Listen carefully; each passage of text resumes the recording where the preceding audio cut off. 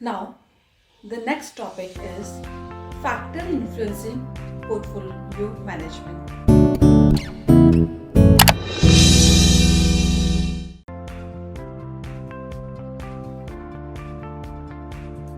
So, portfolio needs to be planned considering the various factors related to the investor's attributes. The significant factors influencing investment portfolio management are discussed here. The first one is time span.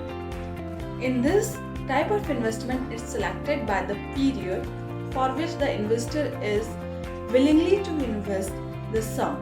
Investment in stock and equity must be long term to yield higher returns. Now second one is age of investor. The age of investor decides the type of investment, risk taking ability and the returns yield. A young investor may be able to take a high risk as well as pool funds in long term investment to earn higher returns and vice versa. Now third one is risk tolerance level. The level of risk which an investor is willingly to take influences the investment portfolio. Investors belonging to the low income group or older may not be ready to invest in high risk assets. So this is all about factors affecting portfolio management. Now the next topic is objective of portfolio management. To understand the need for portfolio management, it's necessary to go through its goals. So here I am discussing some goals will help you know about the necessity for portfolio management. Now, portfolio management aims at capital growth and seeks for the appreciation of the investment value for net present value. Second, it strategizes the gradual return on investment to create maximum value. Third, diversification of funds leads to stability and security against market uncertainties. Next is it provides flexibility to switch among different investment options at any point in time to avail better opportunities. Next, regular evaluation of well-diversified portfolio optimizes the risk of loss. Next, it helps the investor to make the best possible use of their funds by creating the most appropriate portfolio. Next, with the practice of right asset allocation, diversification, and rebalancing the prepared portfolio, the efficiency of the investment portfolio improves significantly. Next topic is portfolio strategy mix. In this topic, most of us understand that a portfolio should contain all types of assets. That is, it should not be concentrated on a specific type of asset. It should be diversified. This will not only reduce the risk associated with each type of security, but also increase the overall returns on portfolio. There are various strategies of portfolio construction and investment. Now, first strategy is aggressive portfolio. In this kind of portfolio is most suited for people with high risk appetite as it will include mostly stocks.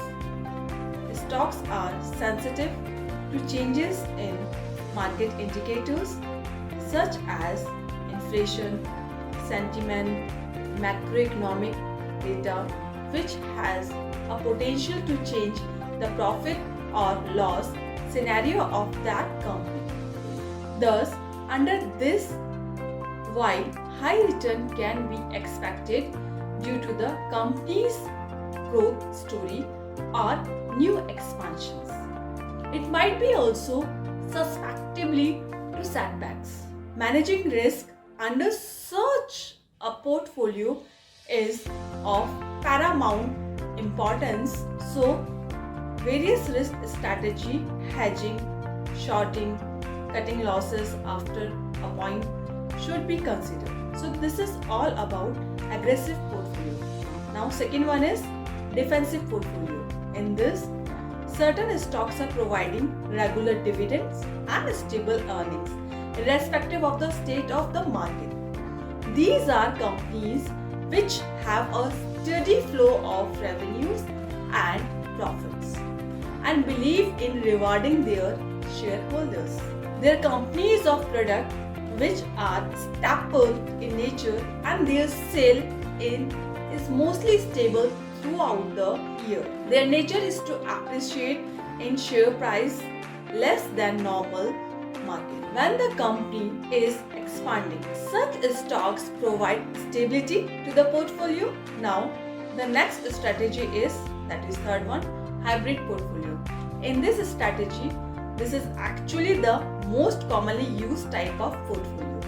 It entails have a healthy mix of assets like equity, bonds, ETFs, bullions and others. Each asset has a certain percentage in a proportion that the returns are maximized.